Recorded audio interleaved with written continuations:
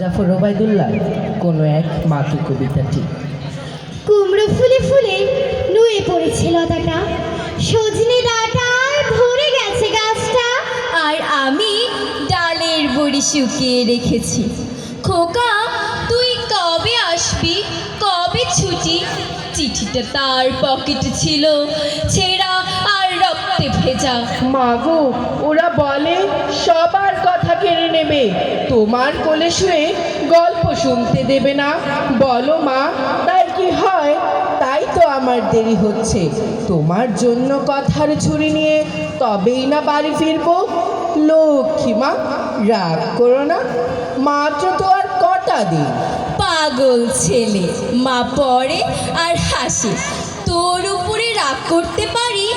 নারকেলের চিড়ে কোটে, উড়কি ধানের মুরগি ভাজে, এটা সেটা আরো কত কি। তার খোকা যে বাড়ি ফিরবে, ক্লান্ত খোকা। কুমড়ো ফুল শুকিয়ে গেছে, ঝরে পড়েছে ডাঁটা, পুঁই লতাটা নেতানো। খোকা এলি, ঝাপসা চোখে মা তাকায় উঠানে উঠানে, যেখানে খোকার সব শকুনিরা ব্যবচ্ছেদ করে।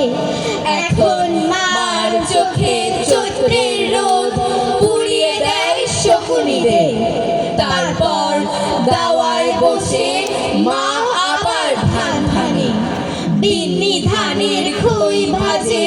খোকা তার কখন আসে, কখন আসে। এখন মার চোখে শিশির ভোর স্নেহের রোদে ভিজে পড়েছে। ধন্যবাদ।